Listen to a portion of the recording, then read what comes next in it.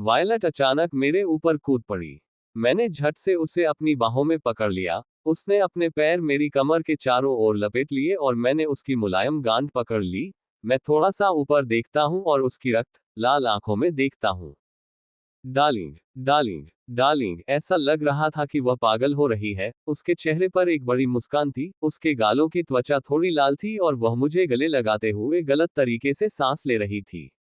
Violet के शरीर से निकलने वाली खून की लालसा को महसूस करते हुए मैं भी उन बेड़ियों को ढीला करना शुरू कर देता हूं जो मुझे नियंत्रण में रखती हैं। मेरे दांत हिलने लगते हैं और मेरे चेहरे पर एक शिकारी मुस्कान दिखाई देने लगती है।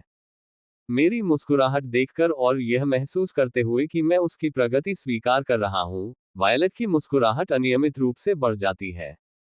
धीरे धीरे उसके दांत नुकीले दांतों में बदलने लगते हैं, लेकिन वह तुरंत मुझ पर हमला नहीं करती। वो मुझे सूंघने लगती है और अनियमित रूप से सांस लेने लगती है, जैसे कि उसकी सांसें फूल रही हो।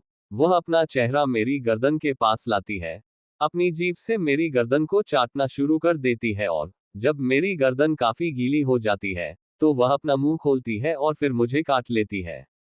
ओह, मुझे लगता है कि मेरा खून बह रहा है। मुझे ये भी महसूस होता है कि मेरे शरीर में आनंद की एक अप्राकृतिक लहर आ गई है। यह एहसास बहुत ही व्यसनी था। मैं वायलट को दीवार में धकेलता हूँ, मुझे दीवार के टूटने की आवाज सुनाई देती है। लेकिन मुझे परवाह नहीं है, मैं भी अपना मुंह खोलता हूँ और जल्द ही मैंने उसकी गर्दन पर भी काट लिया। आह, वह मेरा खून चूसना बंद कर देती है और कामुक ढंग से विलाप करती है, क्योंकि मेरे खून के अवशेष जिसे उसने चूसा था और जिसके पास निगलने का समय नहीं था, उसके तेज दांतों से गिरने लगते हैं। मुझे लगता है कि मेरी शर्ट खून से सनी हुई है, लेकिन मुझे इसकी परवाह नहीं है।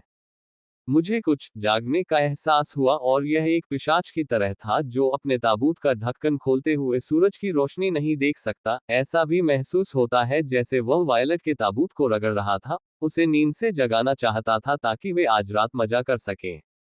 आश्चर्यजनक, वायलट फिर से मेरी गर्दन को चाटना शुरू कर देती है, क्योंकि पिशाच के जागने पर उसका ताबूत हिलने लगता है।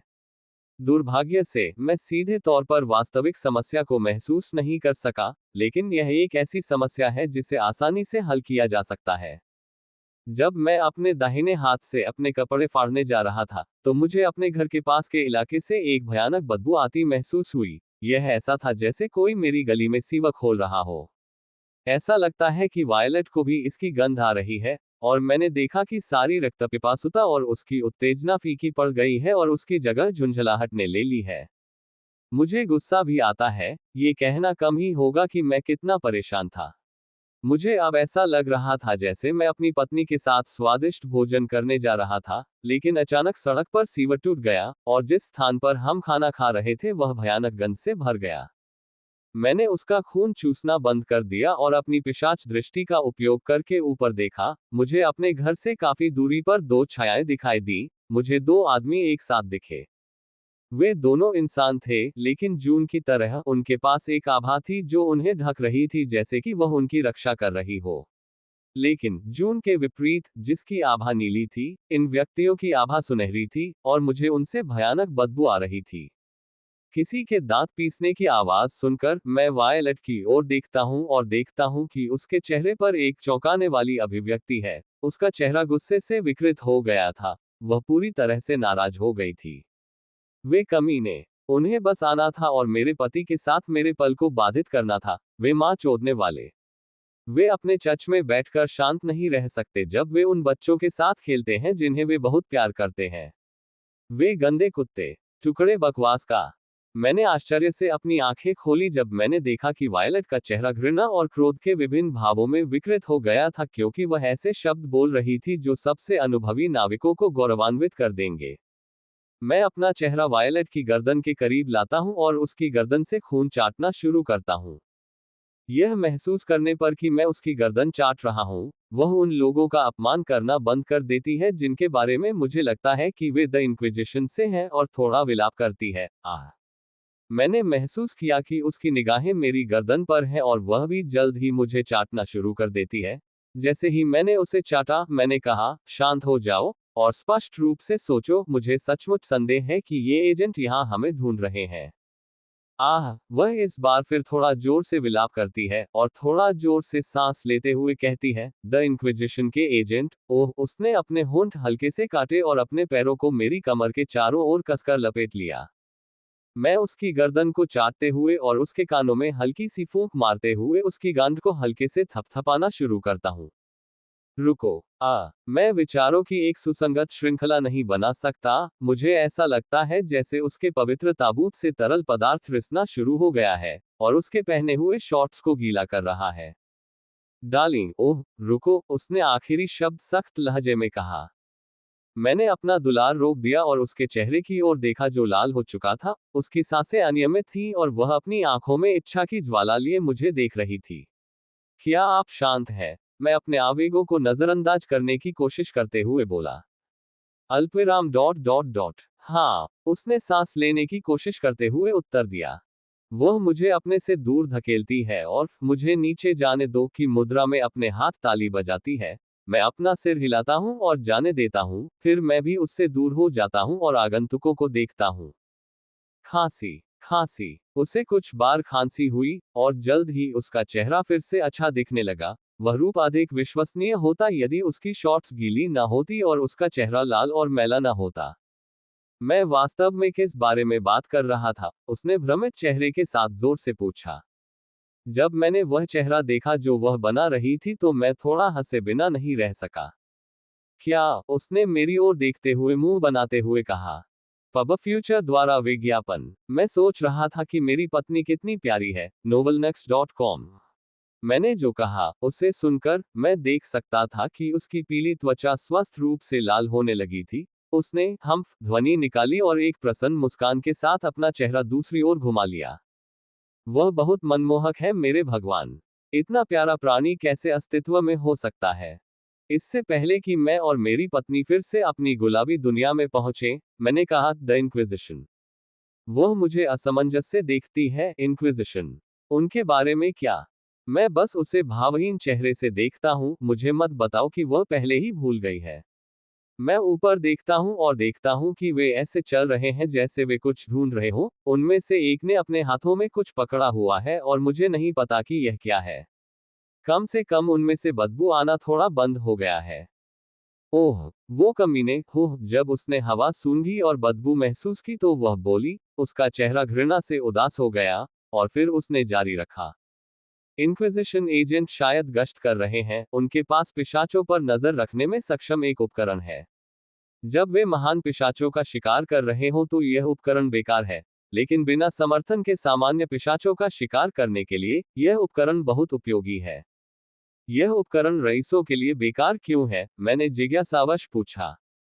कुलीन पिशाच ही एकमात्र ऐसे पिशाच हैं जो इस प्रकार की तकनीक के लिए जवाबी उपाय करने के लिए चुड़ैलों को भुगतान कर सकते हैं, उसने कहा, और फिर उसने जारी रखा। निश्चित रूप से कुछ अपवाद हैं, कुछ साधारण पिशाच हैं जो रूपांतरित हो चुके हैं और उनके पास बहुत सारी संचित संपत्ति है। आखिरकार, ये संयुक्त राज्य अमेरिका है, पूंजीवाद का देश है, यहाँ कई सामान्य पिशाच हैं, यहाँ बहुत सारा पैसा है। ये एजेंट जो गश्त कर रहे हैं, उन्हें भर्ती किया जाना चाहिए क्योंकि एक अनुभवी एजेंट के पास क्षेत्र में पिशाच की उपस्थिति की जांच करने का अपना साधन है। सिर्फ जिज्ञासावश, इस जवाबी उपाय की लागत कितनी है? मैंने जिज्ञासावश पूछा। आप जिस चुड़ैल से संपर्क करते हैं उसके आधार पर मूल्य $5 बिलियन तक पहुंच सकता है। मैंने चौंककर अपनी आंखें खोली। क्या ये बहुत ज्यादा फूला हुआ नहीं है? ऐसा तब होता है जब किसी उत्पाद पर एकाधिकार हो जाता है। Dot dot. केवल चुड़ैलें ही होती हैं जिनके पास ये तकनीक होती है, वे इसकी जो चाहे कीमत लगा सकती हैं। यही कारण है कि महान पिशाच हमेशा चुड़ैलों के साथ मैत्रीपूर्ण संबंध बनाए रखने में निवेश करते हैं। वायलट ने एक शयनकक्ष में जाते हुए कहा, मैं कपड़े बदलने जा रही हूँ। उसने अपने उलझे हुए बालों को सीधा किया और फिर उसने जो स्वेटशर्ट पहनी हुई थी उसे उतारना शुरू कर दिया और वह सिर्फ एक काली ब्रा में थी। उसके बाद उसने अपने पहने हुए जीन शॉर्ट्स को उतारना शुरू कर दिया और केवल काली पैंटी में रह गई। मैंने निश्चित रूप से उसके साथ बेडरूम की ओर चलने का फैसला किया। जब मैं कमरे की ओर जाता हूं तो कगुया मेरी परछाई से प्रकट होती है और मेरे कंधों को अपने हाथ से पकड़ लेती है। तुम क्या कर रहे हो, कागुया? मैं तटस्थ स्वर में पूछे बिना नहीं रह सका। भगवान विक्टर, कृपया अब पतित न बने। आपके पास एक दूसरे की वासनाओं को भोगने के लिए अनंत काल है। आपके पास प्रजनन के कार्य का अभ्यास करने के लिए दुनिया में पूरा समय है। आप भविष्य में 11 बच्चे पैदा करने का निर्णय भी ले सकते हैं विश्व कप में प्रतिस्पर्धा करने के लिए, लेकिन अभी उसके लिए समय नहीं है। जब मैं कागुया की बातें सुनता हूं तो मुझे लगता है कि मेरी आंखें थोड़ी हिल गईं। क्या यह महिला बेहतर तरीके से बात नहीं कर सकती? और आखिर वह ऐसा क्यों सोचती है कि मैं विश्व कप में खेलने के लिए 11 बच्चे पैदा करूंगी? क्या पिशाचों के लिए गर्भवती होना कठिन नहीं होना चाहिए या कुछ और? कृपया मेरे साथ जुड़ें, लॉर्ड विक्टर, कागुया ने वायलेट के बगल वाले कमरे की ओर इशारा करते हुए कहा। मैं अपने निर्णय के बारे में कुछ सेकंड के लिए सोचता हूँ। मुझे पता है कि कागुया मुझे फिर से वायलेट के कमरे में प्रवेश करने से नहीं रोकेगा। मैं ये भी जानता हूं कि अगर मैं अब वायलेट के कमरे में प्रवेश करता हूं और मैं अपनी पत्नी को देखता हूं जैसे वह दुनिया में आई है, तो मैं फिर से उत्साहित हो जाऊंगा और अपनी पत्नी को चिढ़ाना शुरू कर दूंगा। एक तरफ मैं अभी अपनी पत्नी के कमरे में जाना चाहता हूं, लेकिन ये भयानक बदबू जो सीवर की बदबू की तरह लगती है, मेरी आत्माओं को कम कर देती है। TSK, पहले इस छोटी सी समस्या को हल करें। मैं अब उत्तेजित नहीं हो सकता। मैंने कागुया के सुझाव का पालन करने का फैसला किया और वायलेट के बगल वाले कमरे की ओर चल दिया। मैं कमरे में प्रवेश करता हूं और देखता हूं कि बिस्तर पर नए कपड़े बदले जा रहे हैं। लॉर्ड विक्टर, क्या आप बदलाव में मदद चाहते हैं? कागुया ने अपने हाथ से इशारा करते हुए पूछा। वह भावहीन चेहरे से मेरी ओर देख रही थी, लेकिन मैं उसकी आंखों को चमकता हुआ देख सकता था। मैं कसम खाता हूं कि मैंने उसे कृपया स्वीकार करें, मैं एक भरोसेमंद नौकरानी हूं, की अभिव्यक्ति करते हुए देखा। मैं ईमानदार रहूंगा। मैं थोड़ा उत्सुक था कि वह मेरे कपड़े कैसे बदलेगी, इसलिए एक अच्छे साहसी व्यक्ति की तरह मैंने कहा, बेशक मेरे कपड़े बदलने में मेरी मदद करो। जब मैंने ये शब्द बोले तो कागुया की आंखें खून से लाल हो गईं, और मैं देख सकता था कि उसकी आंखें चमक उठी, जैसे कि वह उत्साहित थी। फिर उसने एक छोटी सी संतुष्ट मुस्कान दिखाई, जैसा कि लॉर्ड विक्टर से उम्मीद थी। लेडी वायलेट ने एक अच्छा पति चुना है। इससे पहले कि मैं कुछ समझ पाता, वह परछाइयों में गायब हो गई और मेरे शरीर से होकर गुजर गई। मैंने देखा कि बिस्तर पर जो कपड़े थे, वे गायब हो गए और मुझे कुछ भी समझ में आए बिना कि क्या हुआ, कागुया फिर से मेरे पहने हुए कपड़े पकड़े हुए मेरे सामने खड़ी थी। मैंने जो कपड़े पहने थे वे भी मुड़े हुए थे। यह सब इतनी तेजी से हुआ कि मैं समझ ही नहीं पाया कि क्या हुआ। मैं अपनी छाती की ओर देखता हूं और महसूस करता हूं कि मैं पहले से ही तैयार था। यह प्रभावशाली है, मैंने आश्चर्यचकित होकर टिप्पणी की। मैं उसकी गति के बारे में बात कर रहा था, और कैसे उसने मेरे शरीर पर उसका स्पर्श महसूस किए बिना मेरे कपड़े बदल दिए। वह सम्मान के संकेत के रूप में अपना हाथ अपनी छाती पर रखती है और भावहीन चेहरे के साथ बोलती है, लेकिन मैं बता सकता हूं कि उसे गर्व था। मैं सबसे मजबूत और सबसे उत्तम नौकरानी हूं। निश्चित रूप से यह एक स्वाभाविक परिणाम होगा। हे, मैं एक छोटी सी मुस्कान प्रदर्शित करता हूं, किसी तरह मुझे वह मनमोहक लगती है। मैं उसके पास जाता हूं और उसके सिर पर हाथ फेरना शुरू कर देता हूं। वह अपना भावहीन चेहरा थोड़ा ऊपर उठाती है और मेरी ओर देखती है। मैं देख सकता हूं कि उसकी आंखों में थोड़ी चमक आ गई है। वह उत्साहित दिख रही थी। भगवान विक्टर, कृपया अपने हाथों को नौकरानियों से दूर रखें। केवल एक दिन के भीतर, क्या आप पहले से ही अपनी पत्नी को धोखा दे रहे हैं? जब मैं कागुया की बात सुनता हूं तो मेरी मुस्कुराहट टूटने लगती है। क्या नौकरानी का कर्तव्य अपने स्वामी की सेवा करना नहीं है? मैं हल्की सी मुस्कुराहट के साथ बोला। तो आप अपने अधिकार का दुरुपयोग कर रहे हैं, वह उसी भावहीन चेहरे से बोली। मैं समझती हूँ, क्योंकि यह मालिक का आदेश है, मैं कुछ नहीं कर सकती। आखिरकार मालिक का आदेश सर्वमान्य है, और चूंकि मैं एक आदर्श नौकरानी हूँ और अपनी बहनों में सबसे बड़ी हूँ, इसलिए मुझे ही अपना बलिदान देना होगा ताकि तुम छोटी नौकरानियों पर हाथ मत उठाना। वह ऐसे बोली जैसे कोई बहुत बड़ा त्याग कर रही हो। ये नौकरानी, उसने बहुत सारी कामुक किताबें पढ़ी हैं। मैंने उसके सिर पर हाथ फेरना बंद कर दिया और उसके दोनों मोटे गालों को खींच लिया। लॉर्ड विक्टर, मैं मसोचिस्ट नहीं हूं, मुझे दर्द पसंद नहीं है, कृपया रोकें। पब फ्यूचर द्वारा विज्ञापन। अपना भ्रम बंद करो, दासी। मैंने उसके गाल को छोड़ दिया। जब उसने अपना सिर नीचे किया और अपने गालों को छुआ जिसे मैंने खींचा, मैंने उसके सिर को हल्के से सहलाया और कहा, अच्छा काम कागुया, मैंने कृतज्ञतापूर्वक कहा, मुझे वास्तव में इस नौकरानी का व्यक्तित्व पसंद आया। मुझे लगता है कि जब मैंने ये शब्द कहे तो कागुया थोड़ा कांप गई। मुझे लगता है कि मैंने जो कहा वह उसे पसंद नहीं आया। मैं नीचे देखता हूँ, लेकिन मुझे केवल कागुया के काले बाल दिखाई देते हैं। मैंने कागुया को सहलाना बंद कर दिया और कमरे से बाहर निकल गया। जैसे ही मैं अपने घर की ओर जाने वाली सीढ़ियों की ओर बढ़ा, मैंने ऊपर वायलट का इंतजार करने का फैसला किया। आखिरकार मैंने अभी अभी अपने माता पिता की आवाज सुनी। मुझे लगता है कि वे घर आ गए। जब विक्टर कमरे से बाहर चला गया, तो वायलट, जिसने एक अलग पोशाक पहन रखी थी, उस कमरे में दिखाई दी, जिसमें विक्टर था और उसने कागुया की ओर देखा, जिसके चेहरे पर हैरानी भरी अभिव्यक्ति थी। कागुया, वायलट बोलता है। कागुया स्तब्धता से जागता है और एक खाली अभिव्यक्ति ग्रहण करता है। हाँ, लेडी वायलट। वायलट की आंखें खून से लाल हो गईं और वह भावहीन स्वर में बोली, वह मेरा है। वह केवल मेरा है, वह जुनूनी स्वर में बोली। मुझे पता है, लेडी वायलट, मैं तो आश्चर्यचकित थी, ऐसा दोबारा नहीं होगा। अच्छा, वायलट की आंखें अपने सामान्य रंग में लौट आती हैं और वह संतुष्ट होकर मुस्कुराती है। वायलट मुड़ती है और सीढ़ियों की ओर चलने लगती है। लेडी वायलट, कागुया पुकारती है। वायलट चलना बंद कर देता है। आप लेडी साशा और लेडी रूबी के बारे में क्या करने का इरादा रखते हैं? वायलट ने कागुया को कहते हुए सुना। वायलट का शरीर कांपने लगता है। वह अपनी मुट्ठियां कसकर भींच लेती है और वायलट के चारों ओर की हवा गर्म होने लगती है। अगर कोई सामान्य इंसान इस समय वायलट का चेहरा देखता, तो वह डर के मारे भाग जाता। उसका चेहरा गुस्से से विकृत हो गया था, उसकी आंखें एक खतरनाक चमक से चमक रही थी और उसके सभी नुकीले दांत दिखाई दे रहे थे। वह एक कुलीन महिला की तरह नहीं दिखती थी, वह एक राक्षस की तरह दिखती थी जो इतनी घृणित थी कि दुनिया को जला सकती थी। यह महसूस करते हुए कि वायलट फिर से नियंत्रण खो रही है, कागुया ने अपनी जेब से एक छोटी हरी गेंद निकाली और उसे तोड़ दिया। फिर वह तटस्थ स्वर में बोली, जून। मैं जानता हूं, मुझे पता है। हरे रंग की बिकनी पहने हुए जून एक जादुई घेरे में दिखाई देती है और अपनी उंगलियों के झटके से उसने अपने द्वारा बनाए गए पूरे बेसमेंट को एक ध्वनि अलगाव बाधा से अछूता कर दिया।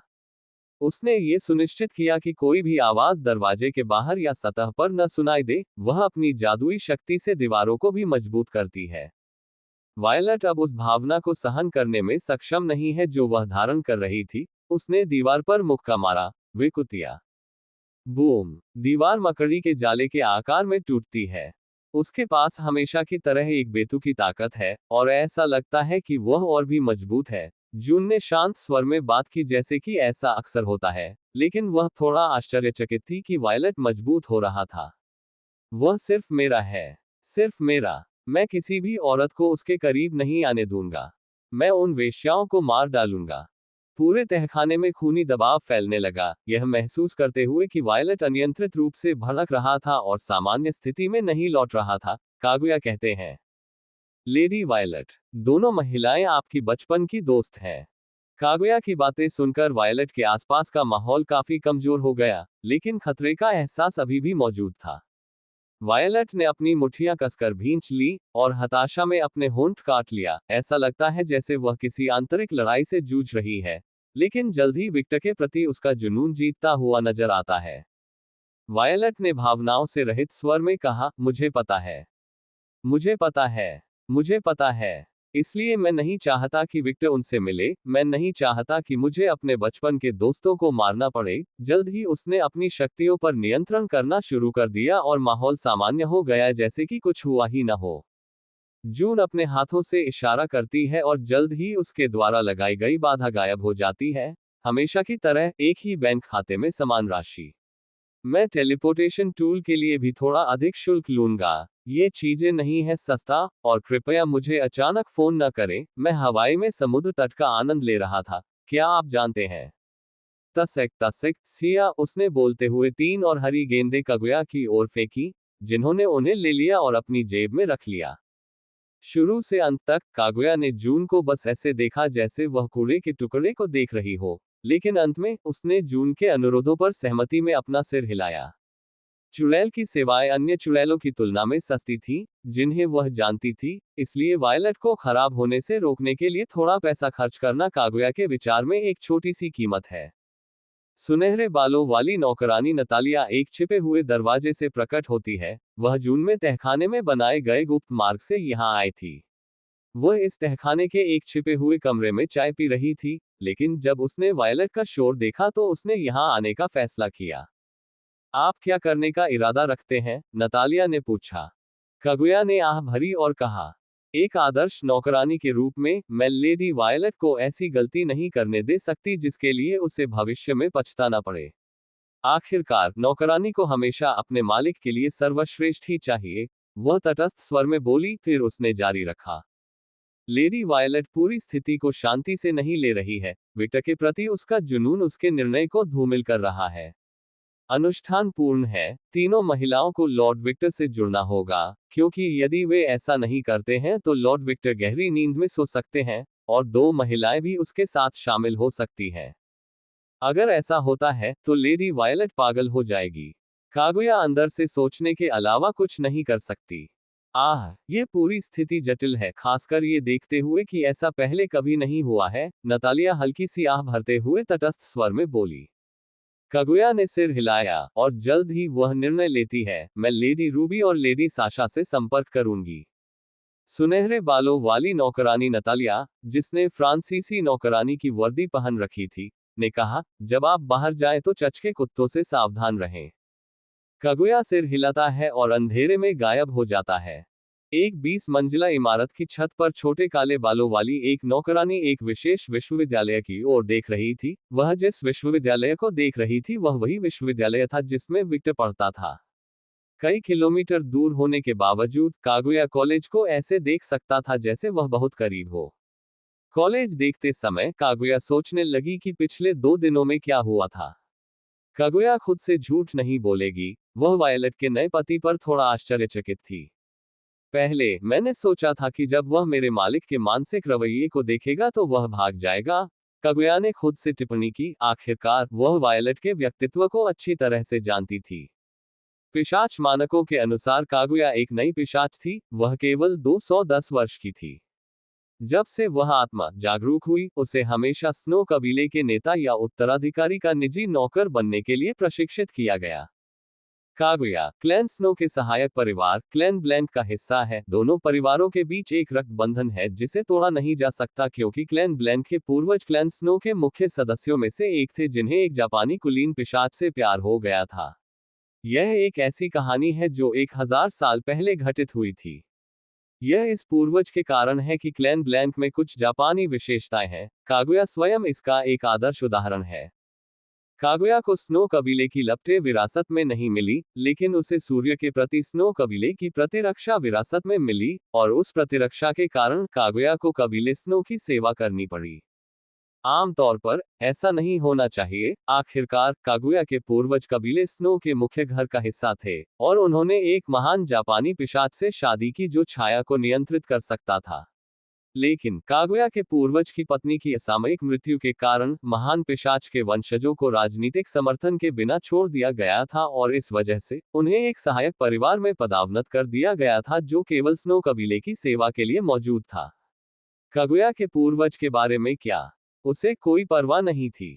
जैसे ही उसे पता चला कि उसकी पत्नी की मृत्यु हो गई है, वह गायब हो गया और अपने बच्चों को क्लैन स्नो की देखभाल में छोड़ दिया।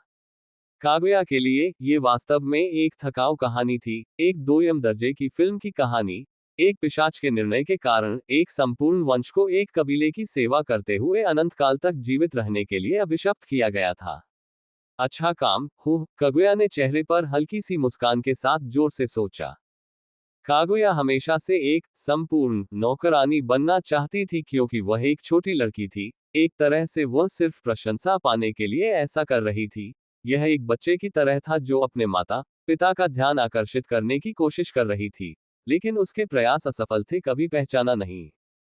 जब विक्टर ने अच्छा काम कहा तो एक पल के लिए उसे अपना बचपन याद आ गया। बस एक पल के लिए उसे खुशी महसूस हुई। लेकिन ये सब फूल नहीं है। वास्तविकता जल्द ही उस पर हावी हो गई जब वायलट ने उसे बुलाया। कागुया ने एक छोटी सी तिरस्कारपूर्ण मुस्कान प्रदर्शित की। हे, मुझे लगता है अंत में पीछा करने वाले को एक अच्छा आदमी मिल गया। शायद मुझे थोड़ी अधिक मेहनत करनी चाहिए। कागुया का एक रहस्य था। उसका अपना एक रहस्य। सबसे पहले, उसे वायलट पसंद नहीं था। गलत, उसे स्नो कबीले का वारिस पसंद नहीं था। वह उस कर्तव्य में फंसना पसंद नहीं करती थी जो जन्म से उस पर डाला गया था। उसे नौकर बनना पसंद था, लेकिन उसे किसी से जुड़ाव महसूस करना पसंद नहीं था। एक आदर्श नौकरानी स्वतंत्र रूप से उस मालिक को चुन सकती है जिसकी वह सेवा करना चाहती है। दुर्भाग्य से, मैं एक आदर्श नौकरानी बनने से बहुत दूर हूँ। कागुया ने कंधे उचकाते हुए उबा हुआ इशारा करते हुए बात की, जैसे कि उसके पास कोई विकल्प नहीं था। लेकिन जल्द ही उसने अपनी कोरी अभिव्यक्ति स्वीकार कर ली। लेकिन लेडी वायलेट की निजी नौकरानी के रूप में मैं उसे ऐसी गलती नहीं करने दे सकती जिसके लिए उसे भविष्य में पछताना पड़े। आखिरकार, मैं एक आदर्श नौकरानी नहीं बन सकती, लेकिन कम से कम मैं एक मेहनती। वह अपने आप में थोड़ा मुस्कुराई, और जल्द ही वह उस विश्वविद्यालय की विपरीत दिशा में चली गई जहां विक्टर पढ़ता था। Dot dot dot. आप लोग सचमुच खरीदने गए थे? मुझे लगा कि आप मजाक कर रहे हैं, मैंने आश्चर्य और थोड़ा अविश्वास करते हुए कहा, जो मैं अपने सामने देख रहा था। मैं अपनी माँ और पिताजी को देख रहा था जिन्होंने आतिशबाजी के कई डिब्बे खरीदे थे। तुम्हारे चेहरे पर वह मरी हुई मछली का चेहरा क्यों है? उसने मुझसे पूछा, और फिर भी उसने मुझे कुछ भी जवाब देने का समय नहीं दिया। ओह, आपके चेहरे पर हमेशा वही भाव रहता है। मुझे क्षमा करें। वैसे भी, हमें जश्न मनाना है। आपको पता नहीं है कि मैं कितना चाहता था एक बहू, ताकि मैं आलिंगन कर सकूं और आलिंगन कर सकूं। मेरी माँ आत्मसंतुष्ट चेहरे से बोली। आप मेरी पत्नी के साथ ऐसा व्यवहार क्यों कर रहे हैं जैसे वह आपकी बेटी है? मैं आंतरिक रूप से टिप्पणी किए बिना नहीं रह सकता। अचानक मेरी माँ रसोई की तरफ भागी और किसी को ढूंढने लगी। वह एक ऐसी बच्ची की तरह लग रही थी जिसे एक नया दोस्त मिला है और वह खेलना चाहता है। जब उसने वायलेट को देखा जो रसोई में ऐसे देख रही थी जैसे वह अपने कट्टर दुश्मन को देख रही हो, तो उसने वायलेट की अभिव्यक्ति को नजरअंदाज कर दिया और उसे गले लगा लिया। पब फ्यूचर द्वारा विज्ञापन। वायलेट आश्चर्यचकित अभिव्यक्ति करती है, लेकिन जल्द ही वह धीरे से मुस्कुराती है और मेरी माँ की ओर देखने लगती है। लेडी अन्ना, आप क्या कर रही हैं? गलत, गलत, गलत, गलत। वह सिर हिलाते हुए एक ही शब्द बार बार बोलती रही। तुम मेरे बेटे की पत्नी हो, इसलिए तुम्हें मुझे माँ ही कहना होगा। वायलेट ने चौंक कर मेरी माँ की ओर देखा। वॉलेट एक लंबी महिला थी। उसकी लंबाई 180 सेमी थी, जबकि मेरी माँ की लंबाई 170 सेमी थी। इसलिए मेरे दृष्टिकोण से मेरी माँ को वॉलेट को गले लगाते हुए देखना थोड़ा हास्यास्पद था। वह मेरी माँ से ज्यादा वायलेट की छोटी बहन लगती थी। अल्पविराम डॉट डॉट डॉट। माँ। वायलेट ने कठिन अभिव्यक्ति के साथ बात की। यह उस व्यक्ति की तरह था जिसने अपने जीवन में पहले कभी ये शब्द नहीं बोले थे। उमू उमू। मेरी माँ वायलेट से अलग हो जाती है और संतुष्ट भाव से सिर हिलाती है। यह अभी भी पर्याप्त नहीं था, लेकिन मुझे एहसास हुआ कि आप असहज हैं, इसलिए मैं आप पर किसी भी चीज के लिए दबाव नहीं डालूंगा। ऐसा नहीं है। ये बस है। वायलेट कुछ कहने जा रही थी, लेकिन वह चुप थी। ऐसा लगता है कि उसके कुछ पारिवारिक मुद्दे होंगे। शाह, चिंता मत करो, इस ग्रह पर हर किसी के पास रहस्य हैं, यहाँ तक कि मेरे बेटे और उसकी पत्नी के पास भी। मेरी माँ अर्थपूर्ण मुस्कान के साथ बोली। वायलट कृतज्ञ भाव से थोड़ा मुस्कुराया। लेकिन फिर भी, तुम रसोई को ऐसे क्यों देख रहे थे जैसे वह तुम्हारा कट्टर दुश्मन हो? मेरी माँ ने उत्सुकता से पूछा, और हमेशा की तरह वह बेहद ईमानदार थी। वायलट की अभिव्यक्ति लाल रंग के कई रंगों में होती है। वह शर्मिंदगी से अपना सिर झुका लेती है और चिल्लाती है, मैं रसोई में कभी अच्छी नहीं थी, और मैं विक्टर को खाने के लिए कुछ बनाना चाहती थी। माँ। और मैंने आश्चर्य से वायलट की ओर देखा। अचानक मेरी माँ ने वायलट को कसकर गले लगाना शुरू कर दिया। क्या? तुम बहुत सुंदर हो मेरे भगवान। मेरे बेटे को जैकपॉट मिल गया। वायलट का चेहरा पूरी तरह से लाल हो गया है और वह मदद के लिए मेरी ओर देखती है, लेकिन मैं ऐसे कंधे उचका देता हूं जैसे इसका मुझसे कोई लेना देना नहीं है। वह अचानक किसी ऐसे व्यक्ति की अभिव्यक्ति लेती है जिसे जंगल में अकेले जीवित रहने के लिए छोड़ दिया गया है। क्षमा करें मेरी पत्नी, लेकिन मैं चाहता हूं कि तुम मेरी माँ के लिए मेरा बलिदान बनो। और वायलट के चेहरे पर हल्की सी मुस्कान देखकर मैं देख सकता हूं कि वह मेरी माँ के रवैये को नापसंद नहीं कर रही है। वह सिर्फ एक महिला है जो अपनी भावनाओं के प्रति ईमानदार नहीं है, हालांकि जब बात मेरी आती है तो वह आश्चर्यजनक रूप से ईमानदार है। मैंने फैसला किया है। मेरी माँ अचानक वायलट को गले लगाना बंद कर देती है और चिल्लाती है। फिर वह आगे कहती है, मैं तुम्हें खाना बनाना सिखाने जा रही हूँ। जब मैंने अपनी माँ की बातें सुनी तो मैं आश्चर्यचकित हुए बिना नहीं रह सका कि जब मैंने सुना था कि वायलट खाना पकाने में खराब है, तो मुझे क्या संदेह हुआ था कि क्या पिशाच नियमित भोजन खा सकते हैं। वास्तव में, वायलट ने चमकती आंखों से पूछा।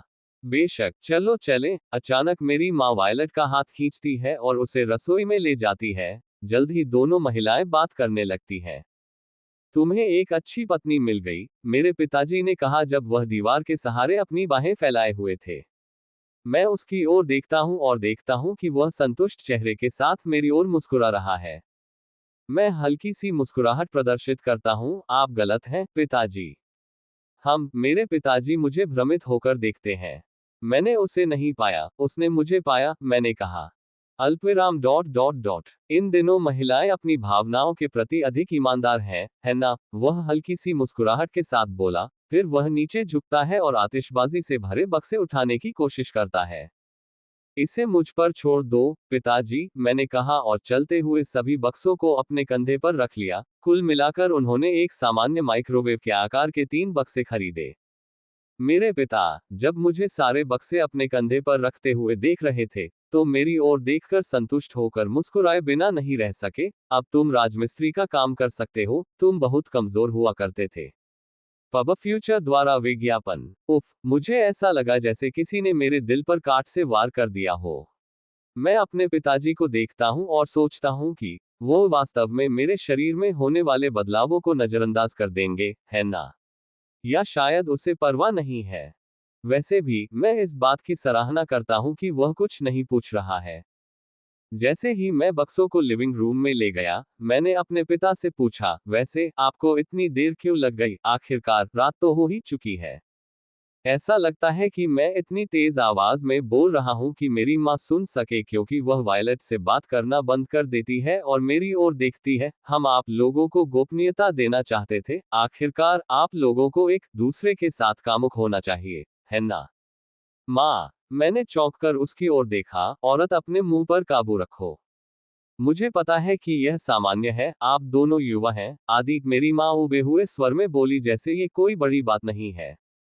वास्तव में, हमने कल रात का आनंद लिया, वायलट चेहरे पर मुस्कान के साथ बोली। वह कह रही थी कि कल रात हमने एक दूसरे का खून चूसा, लेकिन इससे गलतफहमी बढ़ गई। मेरी माँ चमकती आंखों से वायलट को देखती है। लगता है मैं तुम्हें पहले से भी अधिक पसंद करने जा रही हूँ। मुझे एक साथी मिल गया है। साथी? बैंगनी सवाल उलझन में। हाँ, क्या आप जानते हैं कि इस घर में एकमात्र ईमानदार व्यक्ति होना कितना कठिन है? मेरा बेटा एक असामाजिक व्यक्ति है। अगर मेरी शिक्षाएं न होती, तो वह किसी सफल सपने देखने वाले के लिए एक साधारण व्यक्ति बन जाता। औरत, तुम ये बेकार बातें क्यों जानती हो? बक्सों को कमरे में रखते समय मैंने सोचा। ओह। वायलट मेरी ओर देखती है और मैं उसे नजरअंदाज करते हुए दूसरी ओर मुड़ जाता हूँ।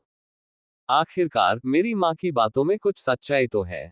मैं मूर्ख नहीं बनूंगा क्योंकि मेरे पास पैसे नहीं थे, और मैं इतना मूर्ख भी नहीं था कि यह विश्वास कर सकूं कि अगर मैंने इन स्ट्रीमर्स को कुछ पैसे दिए, तो मैं उनकी पैंट में आ सकता हूं।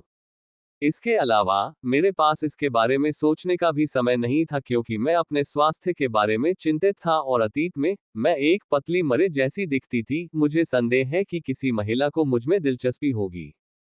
और मेरे पति? ठीक है, वह मेरे पति हैं, वह सपाट स्वर में बोली। ऐसा लग रहा था जैसे उसके पास मेरे पिता के बारे में कहने के लिए बहुत कुछ नहीं है। खैर, सामान्य तौर पर, मेरे पिता एक अच्छे पिता हैं। उन्होंने कभी भी घर पर किसी भी चीज की कमी महसूस नहीं की, और जब भी हमें उनकी जरूरत होती तो वह हमेशा मौजूद रहते थे। अरे औरत, मेरी बहू के सामने मेरी छवि खराब मत करो, मेरे पिता चिल्लाए। मेरी माँ बस मेरे पिताजी के सामने अपनी जीभ निकालती रहती है। अचानक मुझे सीवर की बदबू फिर से महसूस हुई। वे एजेंट वापस आ गए होंगे। ईमानदारी से कहूं तो, मुझे इन एजेंटों से कोई समस्या नहीं थी। वे बस अपना काम कर रहे थे, लेकिन किसी कारण से उनसे सीवर की तरह बदबू आ रही थी और इससे मुझे गुस्सा आ रहा था। मैं बस इस बात से नाराज हूं कि मैं अपने परिवार के साथ अच्छी, सामान्य बातचीत कर रहा था और अचानक ऐसा लगता है कि किसी ने हमारे घर के बीच में सीवर खोल दिया है। ये सिर्फ एक परेशान करने वाला एहसास था। प्रिय, क्या हमें आपकी चीजें मिलनी चाहिए? जब मैंने देखा कि वायलट अपना सौम्य चेहरा दिखाना शुरू कर रही है तो मैंने जोर से बोला। मैं नहीं चाहता था कि वह ये चेहरा मेरे माता पिता को दिखाए। हालांकि मुझे लगता है कि यह मनमोहक है, लेकिन मुझे नहीं पता कि मेरे माता पिता इसे पसंद करेंगे या नहीं, और यह एक जुआ था जो मैं नहीं करना चाहता था, और मैं यह महसूस करने के लिए पर्याप्त रूप से सचेत हूं कि उसका चेहरा सामान्य लोगों के लिए डरावना है। हालांकि वह अभिव्यक्ति बहुत मनमोहक है। मेरी आवाज सुनकर वायलेट ने अपनी अभिव्यक्ति पर नियंत्रण किया और धीरे से मुस्कुराते हुए कहा, तुम सही हो डार्लिंग। मेरी माँ उदास भाव से कहती है, ए है। लेकिन हम तो मजे कर रहे थे, वह मुंह बनाते हुए बोली। चिंता मत करो माँ। वह रुकी और कठोर चेहरे के साथ आखिरी शब्द बोली। वह स्पष्ट रूप से उस शब्द को कहने की आदि नहीं थी। जल्द ही वह अभिव्यक्ति एक दयालु चेहरे में बदल गई। मैं यहीं पास में रहती हूँ और मुझे बस कुछ और कपड़े लेने की जरूरत है। मैं देख रही हूँ। ठीक है, अपना ख्याल रखना और जल्दी वापस आना, वह हल्की मुस्कान के साथ बोली। मैं अभी वापस आती हूँ माँ, वायलेट ने कहा। ऐसा लग रहा था जैसे वह अंतिम शब्द अब थोड़ा आसानी से कह सकती है। वह दरवाजे की ओर चली गई। मैं अभी वापस आऊंगा मिस्टर लियोन, वायलेट ने विनम्र स्वर में कहा। बस मुझे लियोन कहो, मेरे पिताजी ने कहा। वायलेट ने मुस्कुराते हुए सिर हिलाया। मैं अपने पिताजी की ओर देखता हूँ और कहता हूँ, मैं अभी वापस आता हूँ पिताजी। novelnext.com। मेरे पिताजी ने सिर हिलाया और कहा, वहां अपना ख्याल रखना बेटा। मैंने अपना सिर हिलाकर संकेत दिया कि मैं समझ गया हूं और फिर दरवाजे की ओर चला गया। वायलेट ने एक अच्छी पत्नी की तरह मेरा हाथ पकड़ लिया और हम घर से बाहर चले गए।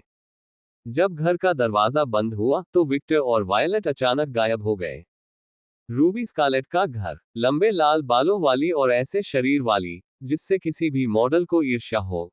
एक खूबसूरत महिला एक बहुत ही साधारण दिखने वाले किंग साइज बिस्तर में आराम से सो रही थी। वो बहुत आरामदायक स्थिति में सो रही थी। ऐसा लग रहा था कि इस दुनिया में कोई भी चीज उसे रोक नहीं सकती थी। नींद। लेडी रूबी, अचानक बेडरूम में एक महिला की आवाज सुनाई देती है। ओह, रूबी ने जीवन का संकेत दिया लेकिन सोती रही। आखिरकार उसे पूरा यकीन था कि कोई भी उसकी नींद में खलल डालने की हिम्मत नहीं करेगा, और वह ये भी जानती थी कि कोई भी उसके परिवार पर हमला करने की हिम्मत नहीं करेगा, और उस दृढ़ विश्वास के कारण वह ऐसे सो सकती थी जैसे उसे दुनिया में कोई चिंता न हो। Lady Ruby. इस बार रूबी ने महिला की आवाज सुनी, लेकिन वह उठने में बहुत आलसी थी। हालांकि एक पल के लिए उसे लगा कि इस महिला की आवाज बहुत परिचित है। खैर, वह सोचने में बहुत आलसी थी, इसलिए उसने सोना जारी रखने का फैसला किया। कागुया, तुम ये गलत कर रही हो। अचानक रूबी को अपनी निजी नौकरानी की आवाज सुनाई देती है। ओह, तुम अपने मालिक लूना को कैसे जगाओगी? कागुया ने तटस्थ स्वर में पूछा। लूना एक परपीड़क मुस्कान बिखेरती है और रूबी के पास आती है और फिर कहती है, रूबी, मैंने तुम्हारा पूरा व्यक्तिगत एनीमे संग्रह नष्ट कर दिया है। रूबी अचानक अपनी आंखें खोलती है और अपनी निजी नौकरानी लूना की ओर उदासीनता से देखती है। रूबी ने ठंडे स्वर में कहा, तुम मुझे दोबारा बेवकूफ नहीं बनाओगी लूना। एह, सच, ऐसा लगता है कि मुझे लेडी रूबी को भड़काने का कोई और तरीका ढूंढना होगा, नौकरानी मुंह फुलाकर जोर से बोली। कागुया बस लूना को भावहीन आंखों से देखती है। लूना ने कागुया के समान एक नौकरानी की वर्दी पहनी हुई थी, उसके कंधे तक लंबे सफेद बाल, सभी पिशाचों की तरह पीली त्वचा और गुलाबी आंखें थीं। वह एक रूसी महिला थी जिसकी लंबाई 180 सेमी थी। कागुया लूना के एक विशिष्ट भाग को देखता है, हमेशा की तरह विशाल, उसने तिरस्कारपूर्वक सोचा। लूना की सबसे उत्कृष्ट विशेषता उसके विशाल स्तन थे, ठीक रूबी की तरह जिसके स्तन कागुया के अब तक देखे गए सबसे बड़े स्तन थे। लूना इस प्रतियोगिता में हारती नहीं दिख रही थी।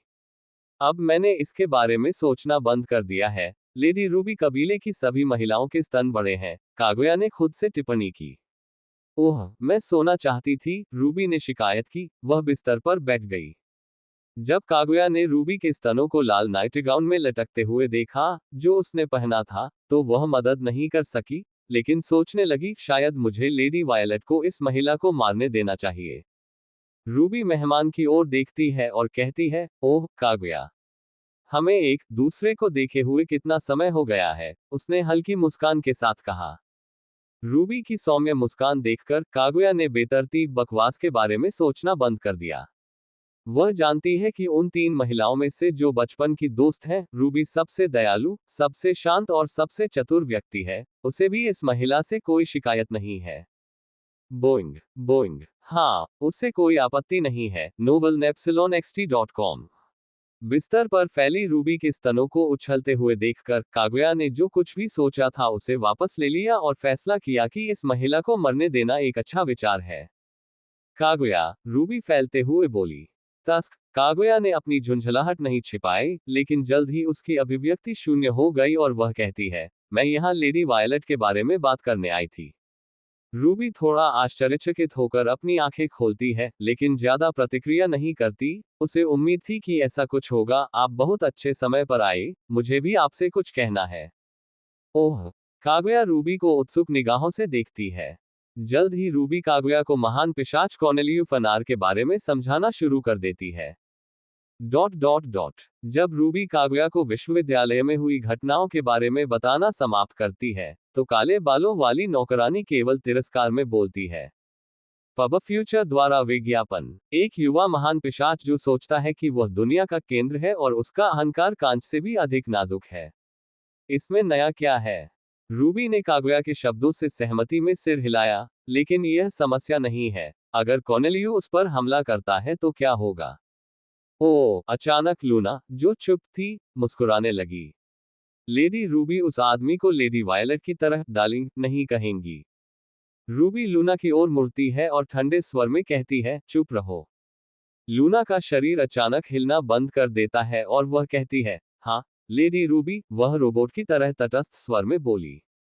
वह सीखती नहीं है, हो, कागुया उबे हुए स्वर में बोला। जब से वह लूना से मिली, इस महिला को हमेशा रूबी को चिढ़ाना पसंद आया। रूबी एक दयालु व्यक्ति है और लूना को काम करने के लिए मजबूर करने के लिए मास्टर स्थिति का उपयोग करना पसंद नहीं करती है। लेकिन लूना कोई सीमा नहीं जानती है, वह किसी भी स्थिति में रूबी को चिढ़ाना पसंद करती है। यह एक नौकर के लिए अनुचित व्यवहार है। आखिरकार, नौकर अपने मालिक की प्रतिष्ठा को धूमिल नहीं कर सकता।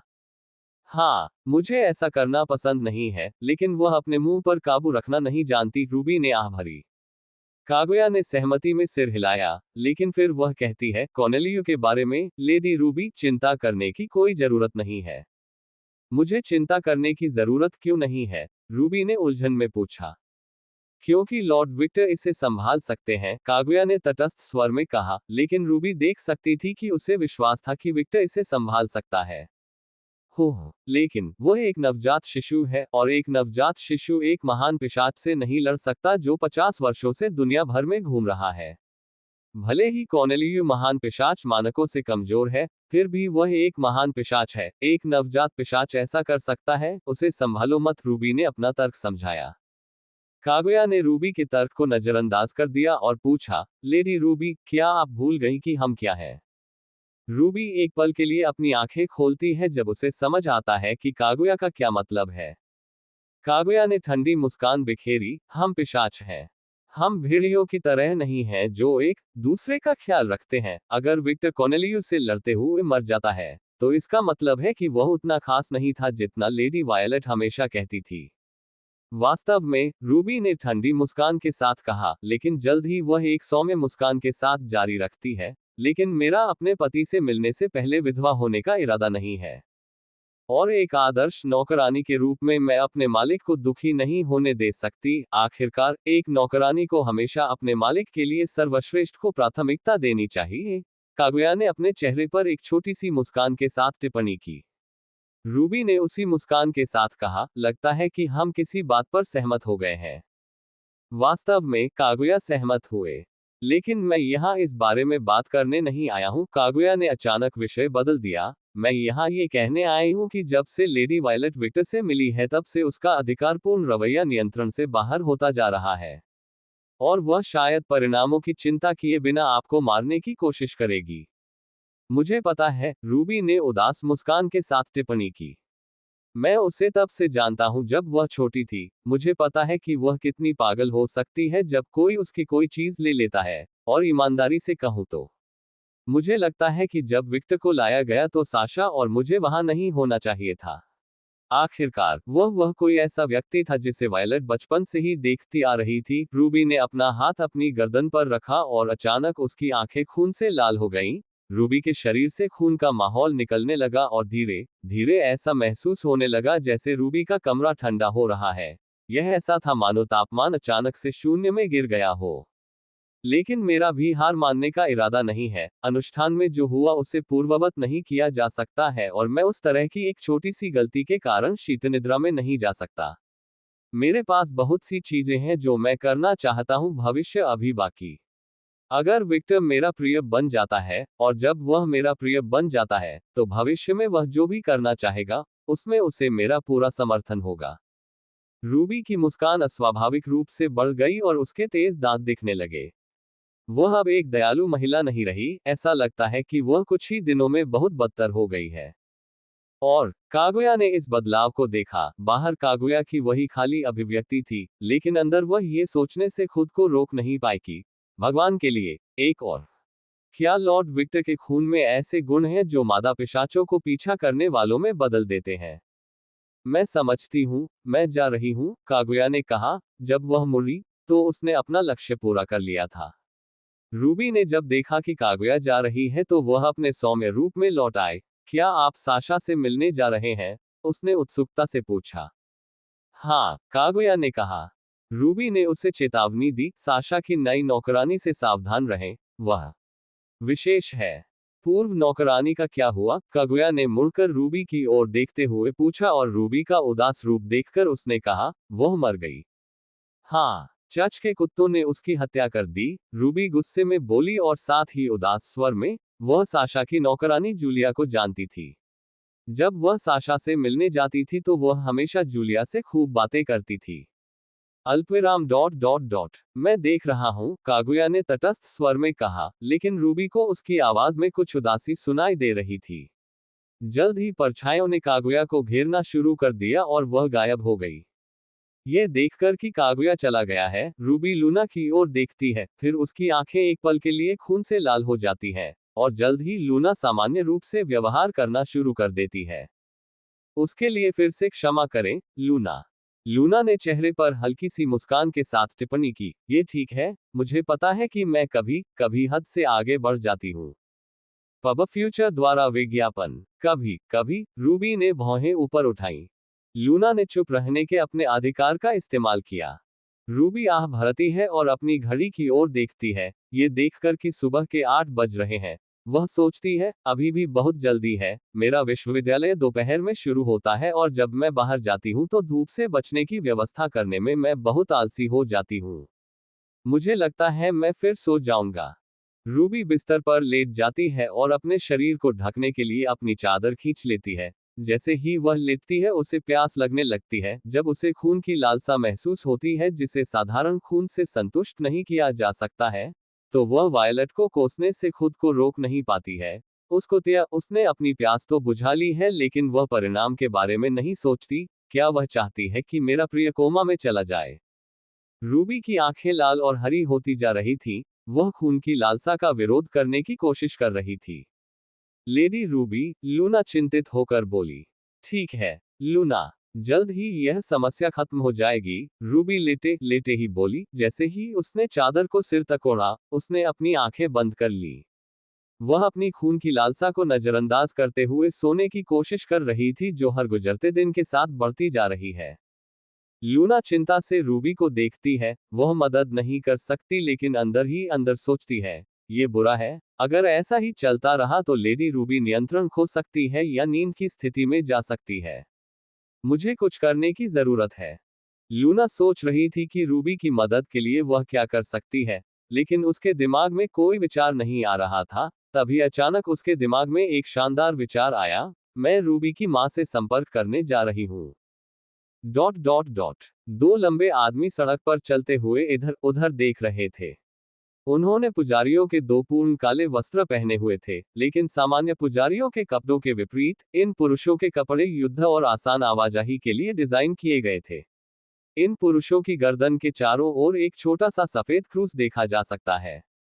दोनों व्यक्ति पश्चिमी विशेषताओं वाले प्रतीत होते थे, एक के गहरे काले बाल और भूरी आंखें थीं, दूसरे के हल्के भूरे बाल और काली आंखें थीं। जहां काले बालों वाले व्यक्ति का कट साधारण था, वहीं भूरे बालों वाले व्यक्ति का बाल कटोरे के आकार का था। थॉमस, हम क्या कर रहे हैं? हम इस सड़क पर लगभग 500 बार आ चुके हैं। अपने पिता के प्यार के लिए चलो यहां से चले जाओ, भूरे बालों वाला आदमी अधीरता से बोला। चुप रहो, डिक हेड। मैं यहाँ उन दुष्ट प्राणियों को महसूस करता हूँ, मुझे बदबू आती है, काले बालों वाला थॉमस दृढ़ विश्वास के साथ बोला। जब भूरे बालों वाला आदमी थॉमस की बात सुनता है, तो वह क्रोधित हो जाता है। मुझे डिक हेड मत कहो। मेरा एक नाम है जो भगवान ने मुझे दिया है। मेरा नाम है। हाँ हाँ, जो भी हो। चलो डिक हेड, उपकरण वहां कुछ महसूस कर रहा है, थॉमस ने एक सड़क की ओर इशारा करते हुए कहा। अरे, मुझे नजरअंदाज मत करो, और हम पहले भी इस सड़क पर आ चुके हैं, डिक हेड बोला। अजीब बात है, यह अत्याधुनिक उपकरण है, क्या ये खराब है? थॉमस ने अपने हाथ में मौजूद उपकरण को देखते हुए कहा। यह उपकरण लकड़ी के क्रूस के आकार का था। डिक हेड थॉमस के पास जाता है और उपकरण को देखता है। वह अचानक क्रोधित हो जाता है। यह अत्याधुनिक उपकरण नहीं है।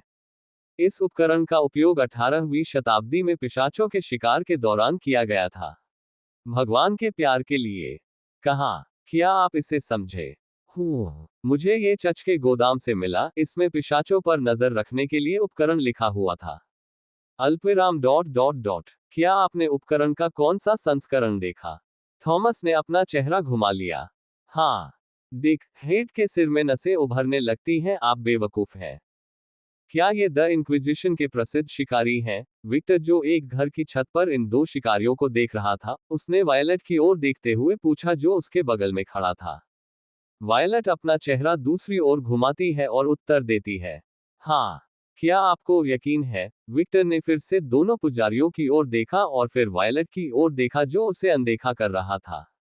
अल्पविराम डॉट डॉट डॉट। हाँ, मुझे लगता है, वायलेट ने अनिश्चितता से उत्तर दिया। विक्टर ने फिर से दोनों पुजारियों की ओर देखा और उन्हें फिर से बहस करते हुए देखा। क्या आप पूरी तरह से आश्वस्त हैं कि वे पुजारी के रूप में कपड़े पहने हुए 2 हास्य कलाकार नहीं हैं? वायलेट फिर से पुजारियों की ओर देखती है, ये देखकर कि उसके पास उन पुजारियों के रवैये को समझाने का कोई तरीका नहीं है। वह चुप रहने के अपने अधिकार का उपयोग करती है, लेकिन आंतरिक रूप से वह सोच रही थी, मैंने ये सोचकर आसपास के क्षेत्र से मनुष्यों को हटा दिया कि संघर्ष हो सकता है, लेकिन ऐसा लगता है कि मैंने बेकार काम किया है। ये दोनों शिकारी अभी भी अनुभवहीन हैं। क्या ऐसा लगता है कि वे अपने पहले मिशन पर हैं? उसने सोचा। विक्टर एक पल के लिए वायलेट को देखता है और उसे अनदेखा कर देता है, फिर वह अपनी पिशाच दृष्टि का उपयोग करता है और पुजारियों को देखता है। उन पुजारियों को ढकने वाली सुनहरी ऊर्जा को देखकर और उनसे निकलने वाले मल की थोड़ी सी दुर्गंध को महसूस करते हुए, वह 10वीं बार पुष्टि करता है कि वे पिशाच शिकारी हैं। सांस। विक्टर आहें भरने के अलावा कुछ नहीं कर सका। निराश होने की कोई जरूरत नहीं है, डार्लिंग। अनुभवी शिकारी हैं। हो सकता है भविष्य में तुम्हें अन्य बेहतर शिकारी मिले। वायलेट तेजी से बात करना शुरू कर देता है, मानो उसे खुश करने की कोशिश कर रहा हो। विक्टर भ्रमित होकर वायलेट को देखता है। मैं इससे निराश नहीं हूं, मैं बस इस बात से निराश हूं कि इन 2 एजेंटों ने सीवेज की इस दुर्गंध के साथ हमारे क्षण को खराब कर दिया। मैं उम्मीद कर रहा था कि वे अधिक सक्षम होंगे, उन्होंने समझाया। ओह, दूसरे विचार पर, उन्होंने हमारे क्षण को एक साथ खराब कर दिया, है ना?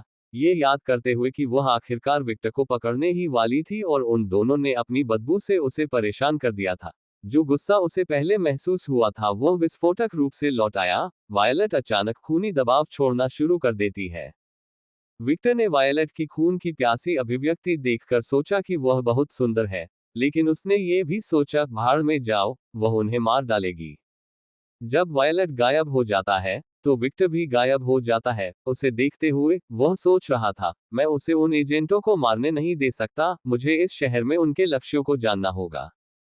थॉमस और उसके दोस्त को भी वायलेट की हत्या के इरादे का एहसास हुआ। उन्होंने बहस करना बंद कर दिया और गंभीर अभिव्यक्ति अपनाई। जिमी डिक हेड, जिसे अब जिमी के नाम से जाना जाता है, ने कहा, इस तरह की स्थिति में आप केवल मेरा नाम पुकारते हैं, गधे। जिमी अपने पास मौजूद छोटे बैग से एक बाइबल लेता है और फिर वह उसे खोलता है और बाइबल के पन्नों पर अपना हाथ रखता है और बोलना शुरू करता है, हे भगवान, कृपया इन भ्रष्ट आत्माओं को माफ कर दें और इस लड़ाई में अपने खोए हुए मेमनों को आशीर्वाद दें आने के लिए। जिमी और थॉमस पर एक सुनहरी रोशनी उतरती है। उस क्षण थॉमस ने अपने गले में पड़े क्रूस को पकड़ लिया और चिल्लाया, मैं वह व्यक्ति हूँ जिसे ईश्वर ने अपना दूत बनने के लिए चुना है। अचानक थॉमस का क्रूस अपना रूप बदल लेता है और धीरे धीरे उसके हाथ में एक पश्चिमी तलवार बन जाती है। यह तलवार दिखने में सामान्य थी, लेकिन ब्लेड अजीब था। ब्लेड का किनारा किसी तरह की सुनहरी रोशनी से ढका हुआ लग रहा था। वायलट थॉमस के पास आती है और जैसे ही वह उसे लात मारने वाली थी, उसे एक सुनहरे अवरोध द्वारा रोक दिया जाता है। वायलट दूर हटती है और अपने पैरों को देखती है जिन पर थोड़ी चोट लगी थी, लेकिन जल्द ही पिशाच के असामान्य पुनर्जनन से ठीक हो जाती है। फिर वह जिमी को जानलेवा दृष्टि से देखती है। जब थॉमस वायलट की लाल आंखें और उसका पीला रंग देखता है, तो वह घृणास्पद मुस्कान के साथ चिल्लाता है, पिशाच! हमें वास्तव में एक पिशाच मिला है। और अभी भी सुबह है। जिमी ने अपनी आंखें चौड़ी कर ली क्योंकि उसे एहसास हुआ कि पिशाचों का केवल एक समूह बिना किसी चिंता के धूप में चल सकता है। थॉमस, हमें जल्दी से भागना चाहिए, हमें भाग जाना चाहिए। हो, क्यों? हमारे यहाँ एक पिशाच है, चलो उसे मार डालो, थॉमस चिल्लाया। मूर्ख, स्थिति को शांति से देखो, वह एक पिशाच है लेकिन वह दिन के उजाले में घूम रही है। केवल एक। अचानक वायलट फिर से जिमी के पास आता है और उस पर हमला करता है, उसका सिर फाड़ने का इरादा रखता है। वह मुझे खत्म करने की कोशिश कर रही है। जिमी चकमा देने की कोशिश में पीछे कूदता है, फिर अपने बैग से पवित्र जल खींचता है और जमीन पर फेंक देता है। वह बाइबल के कुछ पन्ने उठाता है और चिल्लाता है, माइकल, संरक्षक राजकुमार और योद्धा, मेरी रक्षा करो और अपनी तलवार से मेरी रक्षा करो। मुझे कोई नुकसान मत होने दो। अचानक एक सुनहरी तलवार आसमान से गिरती है और जिमी के सामने आती है। तलवार विशाल थी और वह शुद्ध स्वर्ण ऊर्जा से बनी हुई लगती थी। वायलट तुरंत पीछे हट जाती है। जब उसे एहसास होता है कि वह समय पर जिमी को नहीं मार सकती, तो वह पीछे हट जाती है, क्योंकि वह जिमी के हमले को बर्दाश्त नहीं करना चाहती है। ओह, आप प्रतिभाशाली हैं, उसने एक छोटी सी शिकारी मुस्कान प्रदर्शित की जिसमें उसके तेज दांत दिख रहे थे। मुझे तुम्हारे जैसे राक्षस से प्रशंसा नहीं चाहिए, जिमी चिल्लाया। कितना असभ्य! क्या तुमने कभी उसके जैसी सेक्सी, सुंदर राक्षसी देखी है? विक्टर अचानक एक बाड़ के ऊपर बैठा हुआ दिखाई देता है और जापानी अपराधी की तरह दिखता है। जिमी जब दूसरी आवाज सुनता है तो मुड़ता है, फिर वह विक्टर की ओर देखता है और विक्टर के चेहरे पर शिकारी मुस्कान और उसकी लाल आंखों को देखकर जिमी को अपनी रीढ़ में सिहरन महसूस होती है। एक और पिशाच जो सूरज की रोशनी में चल सकता है, वे शापित कुलीनों के कबीले से हैं। हमारे पास यहाँ कोई मौका नहीं है, हमें पीछे हटना होगा। थॉमस ने देखा कि एक नया पिशाच प्रकट हुआ है, और यह महसूस करते हुए कि वह उसके करीब है, एक घृणित मुस्कान प्रदर्शित की, भगवान, इस छोटे सेवक को थकान से मुक्त एक मजबूत शरीर का आशीर्वाद दें। इस तरह, उसके नौकर अनगिनत लड़ाइयां लड़ेंगे। थॉमस का शरीर चमकने लगा और तलवार की सुनहरी रोशनी, जो उसके ब्लेड पर स्थित थी, और भी तेज चमकने लगी। थॉमस, ऐसा मत करो, मूर्ख! लानत है! जब जिमी ने देखा कि थॉमस क्या करने वाला है तो वह गुस्से से चिल्लाया। उन्हें ये लड़ाई नहीं लड़नी चाहिए, हमें पीछे हट जाना चाहिए था और वरिष्ठों को बताना चाहिए था कि इस शहर में उस शापित कबीले के पिशाच हैं। थॉमस अचानक सुनहरी रोशनी में गायब हो जाता है।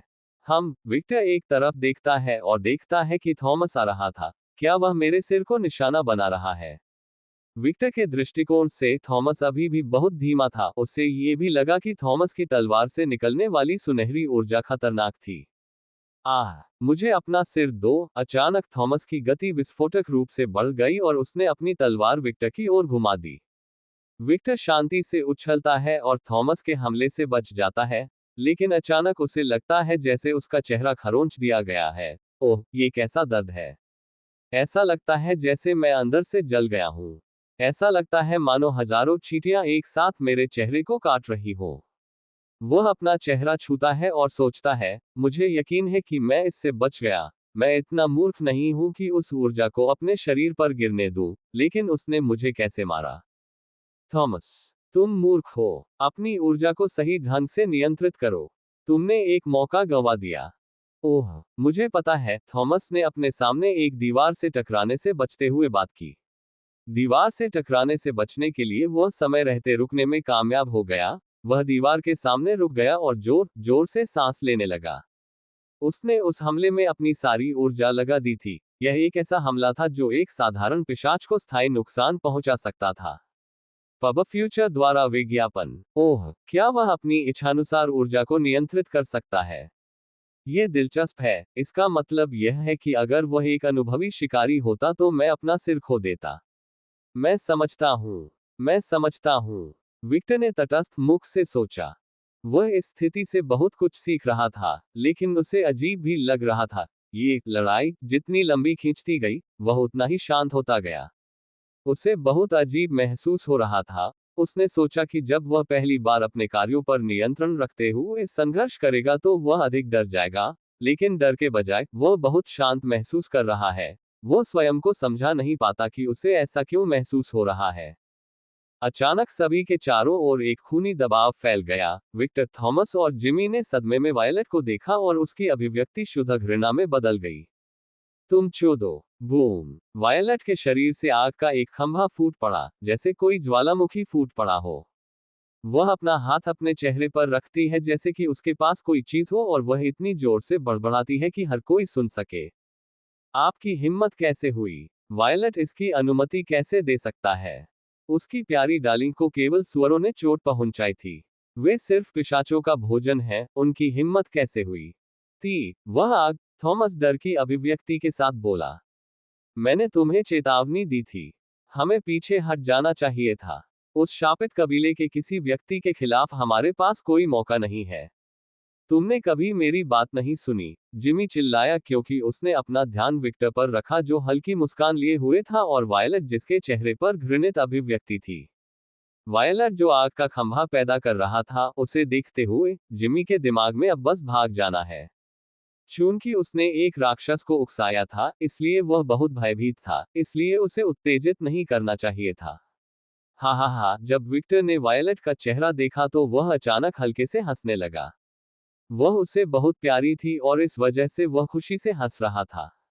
जिमी और थॉमस ने विक्टर को ऐसे देखा जैसे वे किसी पागल को देख रहे हों। इस स्थिति में वह कैसे हंस सकता है? तुम हंस क्यों रहे हो? जब थॉमस ने विक्टर के चेहरे पर घाव को असामान्य रूप से ठीक होते देखा तो वह नाराज होकर चिल्लाया। वह इससे आंतरिक रूप से आश्चर्यचकित था। हमारे भगवान की ऊर्जा इतनी आसानी से ठीक हो गई। क्या वह एक कुलीन पिशाच की शक्ति है? जिमी ने जब थॉमस की बात सुनी तो उसने थॉमस की ओर कातिल निगाहों से देखा। उसने खुद से वादा किया कि अगर वह इस सब से बच गया तो वह थॉमस से अलग हो जाएगा। वह आदमी बहुत मूर्ख है।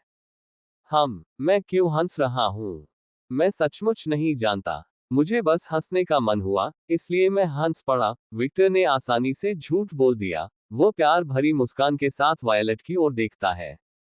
क्या वह सुंदर नहीं है? मुझे बताओ, क्या तुमने कभी उससे अधिक सुंदर महिला देखी है? विक्टर ने मुस्कुराते हुए पूछा। शिकारियों के दिमाग ने कुछ सेकंड के लिए काम करना बंद कर दिया। उन्होंने वायलट को देखा, उसकी घृणित अभिव्यक्ति देखी, और वे सोचने से खुद को नहीं रोक सके, क्या वह सुंदर है? क्या पिछले हमले से इस पिशाच का दिमाग पिघल गया था? विक्टर शिकारियों को नजरअंदाज करता है और वायलट की ओर चलता है। फिर जब वह वायलट के करीब पहुंचता है, तो वह उसके चेहरे को हल्के से छूता है। आश्चर्य की बात है कि आग ने उसे नहीं जलाया, वह बस सहज महसूस कर रहा था जैसे कि यह उसके लिए स्वाभाविक था। वायलट धीरे धीरे शिकारियों को नजरअंदाज करना शुरू कर देती है और विक्टर को कातिल निगाहों से देखती है। अचानक उसे लगता है कि उसके मुंह पर कुछ आक्रमण हो रहा है। कुबर अपने मुंह पर किसी गीली चीज का आक्रमण महसूस करते हुए, और यह महसूस करते हुए कि विक्टर क्या कर रहा था, वायलट की घृणास्पद अभिव्यक्ति धीरे धीरे पिघलने लगी और उसके गाल धीरे धीरे हल्के लाल होने लगे। वायलट और विक्टर के मुंह में जीभें नाचने लगी हैं, लेकिन ये लंबे समय तक नहीं रहता। जब विक्टर लार का एक पुल बनाता है, तो वह एक सौ में मुस्कान बिखेरता है। क्या आप शांत हैं? हाँ हाँ, वह अपना चेहरा घुमाते हुए लाल गालों के साथ बोली और खुशी से थोड़ा मुस्कुराए। विक्टर हंसता है और उसके सिर पर हाथ फेरता है। उसे वायलट के व्यक्तित्व में कच्चा परिवर्तन मनमोहक लगता है।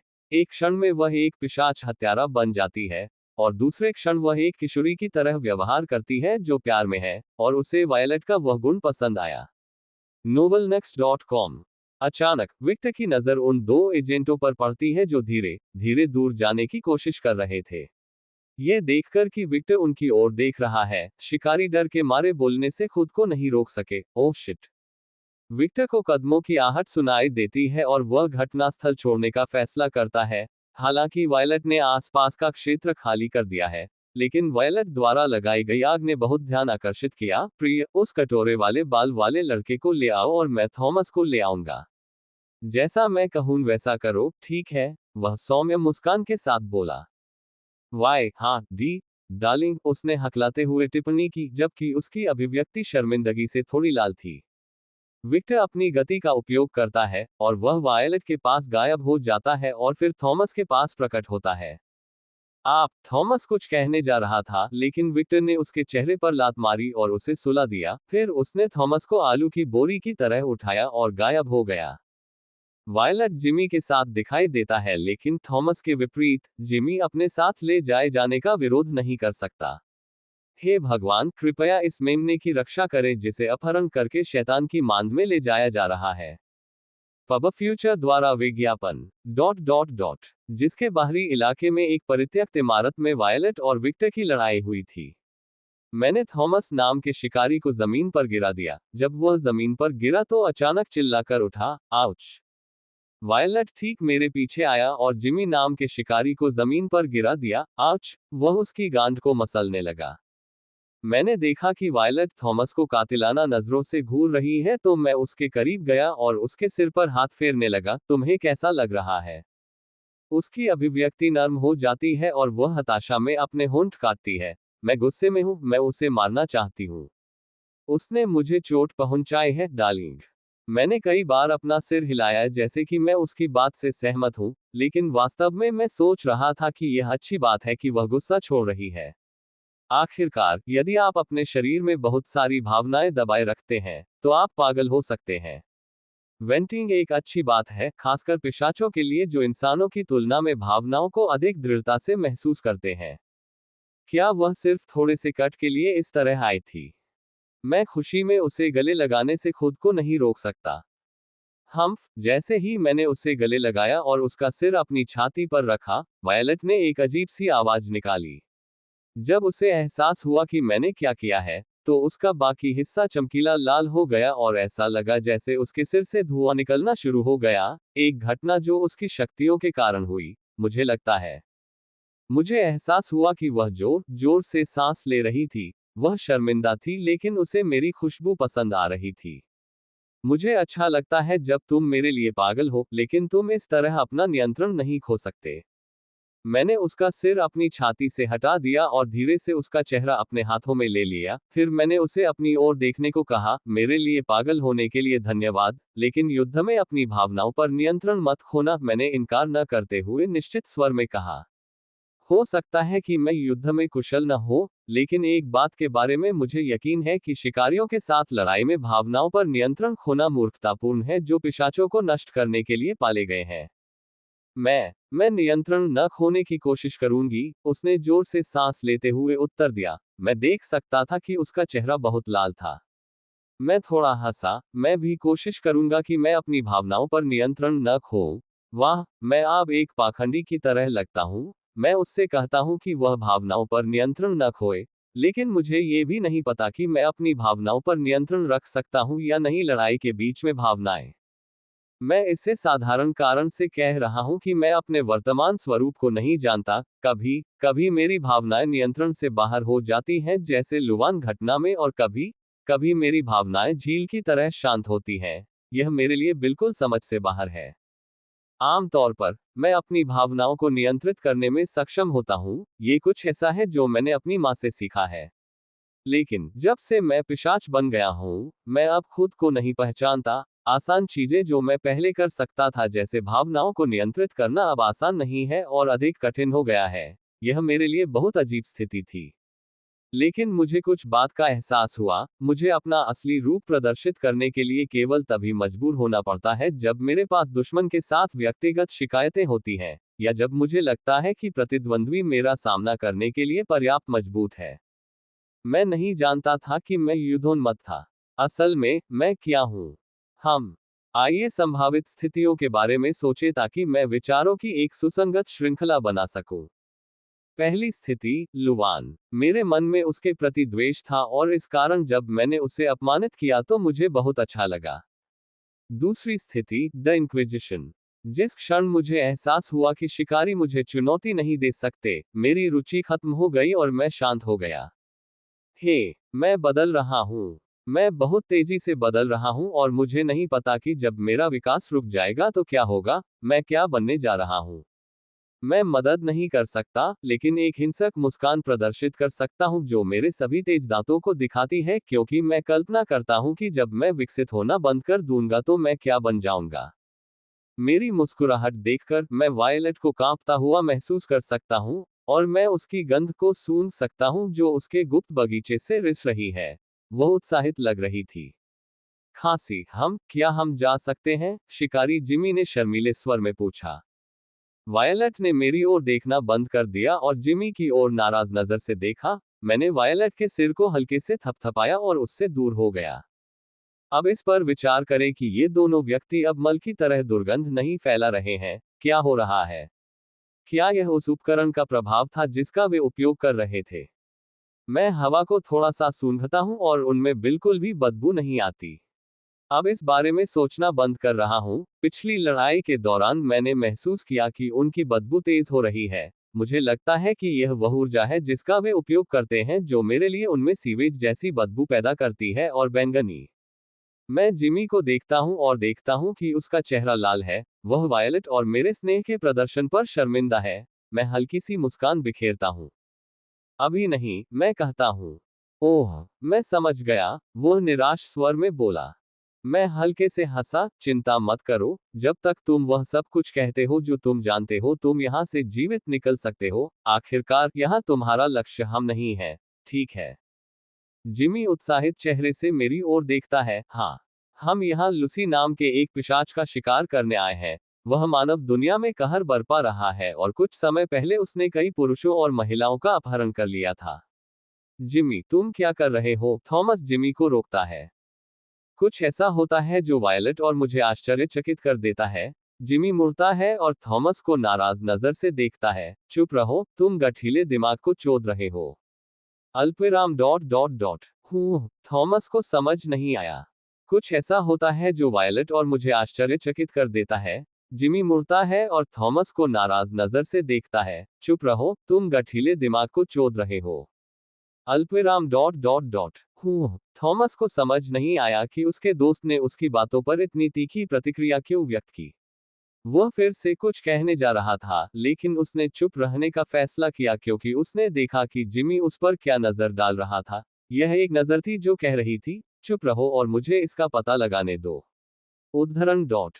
खैर, ये दिलचस्प है। जिमी थॉमस की तुलना में अधिक चतुर व्यक्ति प्रतीत होता है जो केवल भावनाओं के कारण कार्य करता है। मैंने अपने सामने खड़े दो शिकारियों को देखते हुए सोचा। जैसा कि मैं कह रहा था, जिमी मेरी ओर देखता है और एक सौम्य मुस्कान बिखेरता है, फिर वह चमकती आंखों के साथ जारी रखता है। सर वैम्पायर, हम यहाँ सिर्फ लूसी नाम के वैम्पायर का शिकार करने आए हैं। मैंने पहले ही अनुमान लगा लिया था कि ओह, इस शिकार में कौन भाग ले रहा है। मैं उत्सुकता से पूछता हूँ। जिमी सहयोग करने के लिए बहुत इच्छुक लग रहा था। मैं, ये बेवकूफ यहाँ, और तीन और अनुभवी शिकारी। कार्लोस रीस नाम का एक आदमी, वो एक अमेरिकी पिशाच शिकारी है, और मिजुकी नाम की एक महिला, उसका कोई अंतिम नाम नहीं है जिसे मैं जानता हूँ। वह एक जापानी शिकारी है। जिमी ने सब कुछ ऐसे उगल दिया मानो वह किसी पुजारी के सामने अपने पाप कबूल कर रहा हो। जब मिजुकी के नाम का उल्लेख किया गया तो मुझे वायलेट की ओर से थोड़ा तनाव महसूस हुआ, इसलिए मैंने उसकी ओर देखा। जब उसने मेरी तरफ देखा तो अपना मुंह खोला और बोलने लगी। मिजुकी एक अनुभवी शिकारी है, वह द इंक्विजिशन के नए जनरलों में से एक है, उसने तटस्थ स्वर में कहा। फिर वह आगे कहती है, वह 500 साल से अधिक पुराने पिशाच से आसानी से लड़ सकती है। मिजुकी के बारे में मैंने जो आखिरी रिपोर्ट सुनी थी वह जापान से थी, जहां उसने अकेले ही कुलीन पिशाचों के 10 कुलों का सफाया कर दिया था। जापान के कुलीन पिशाच इतने मजबूत नहीं है रोमानियाई समुदाय के लोग, लेकिन फिर भी यह एक प्रभावशाली उपलब्धि है। कितने जनरल हैं? मैं जिज्ञासु होकर पूछता हूँ। मैं इस तथ्य से आश्चर्यचकित था कि ऐसा लगता है कि इंसानों के पास मजबूत लोग हैं। 4 प्रत्येक जनरल एक असाधारण शक्ति है जो 1000 जोड़ वर्ष पुराने पिशाचों से आसानी से लड़ सकता है। वे जीवित सबसे मजबूत इंसान हैं। वायलट एक पल के लिए उनकी प्रशंसा करती दिखी, फिर उसने जारी रखा।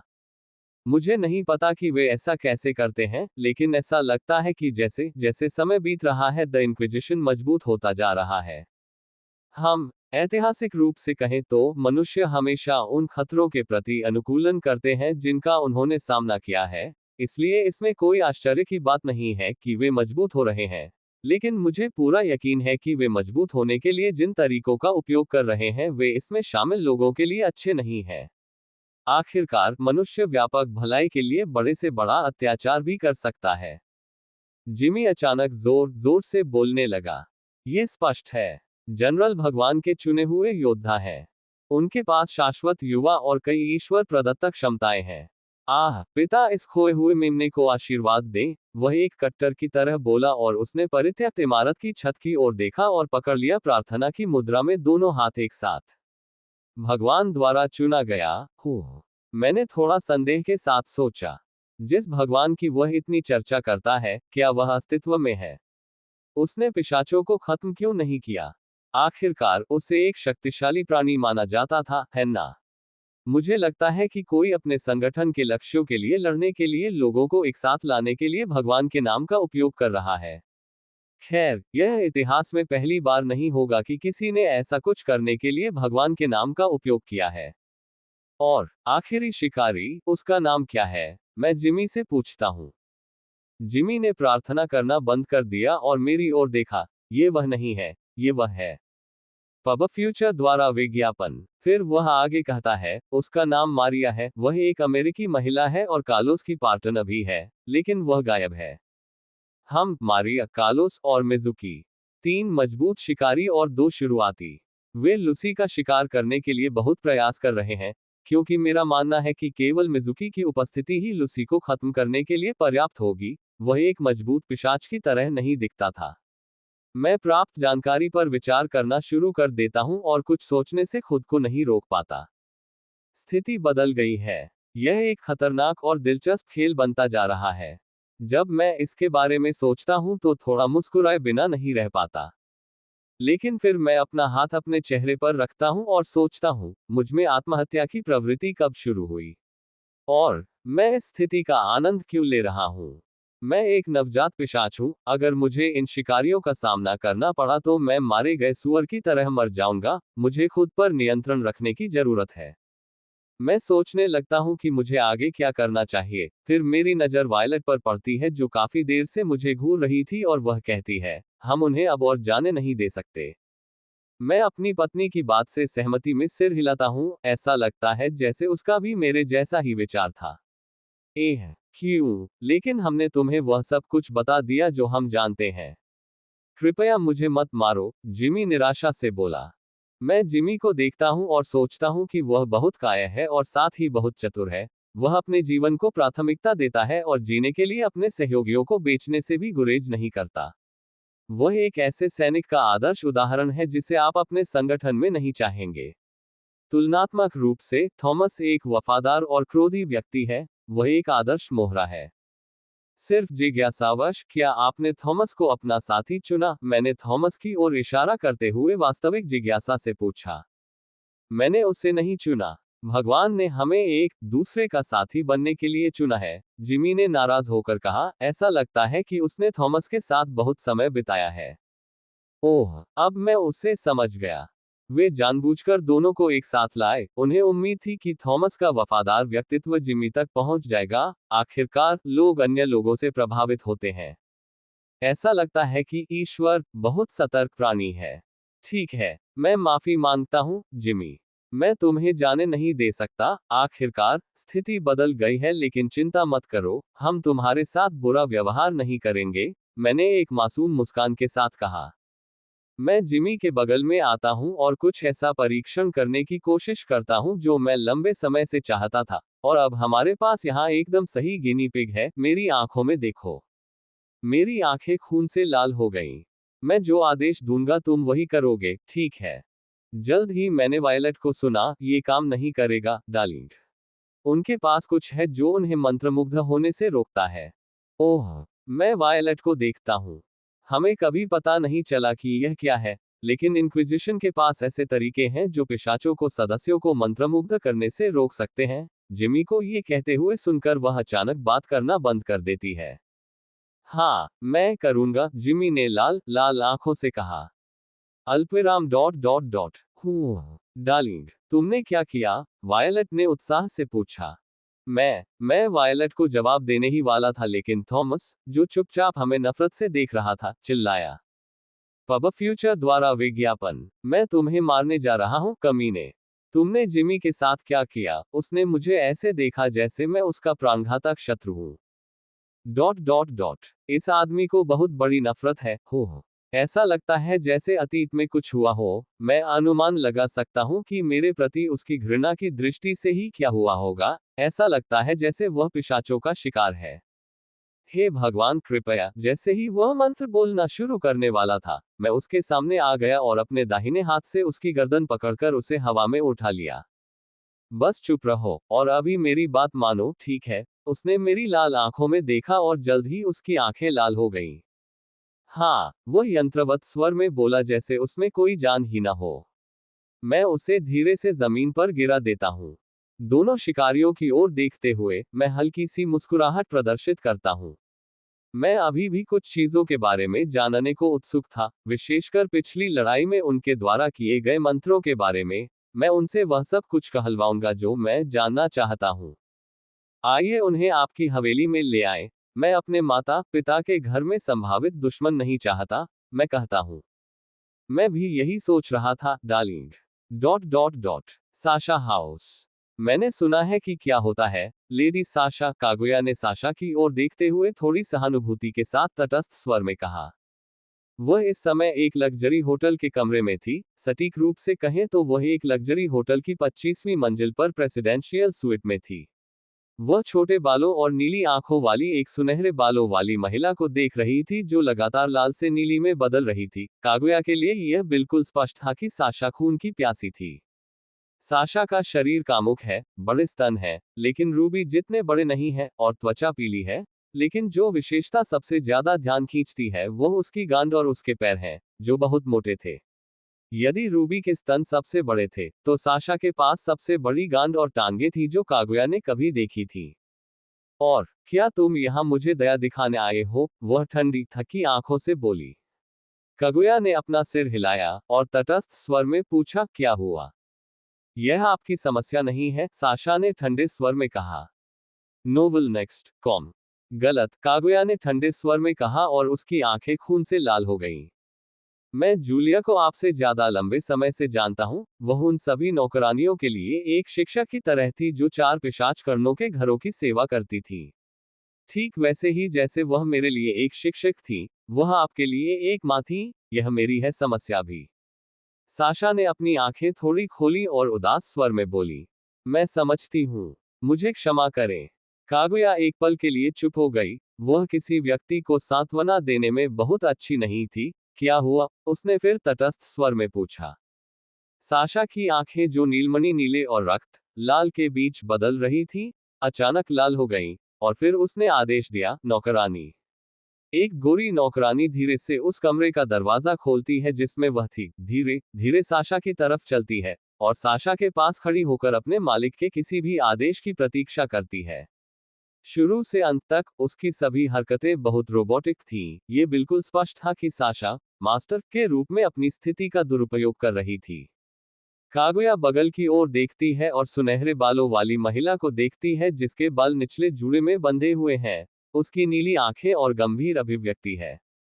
उसकी पोशाक एक नौकरानी की वर्दी के समान है जो कागुया पहनती है और वह लंबे काले दस्ताने पहनती है ताकि सीधे उसके मालिक को न छू सके। कागुया अपनी पिशाच दृष्टि से महिला के चारों ओर छोटे धागे भी देख सकती थी जैसे कि वे उसकी रक्षा कर रहे हो। जब नौकरानी प्रकट हुई तो साशा ने बोलना शुरू किया, अनुष्ठान होने के बाद मैं घर चली गई। उसने जो कुछ हुआ उसका वर्णन करना शुरू किया। To be continued.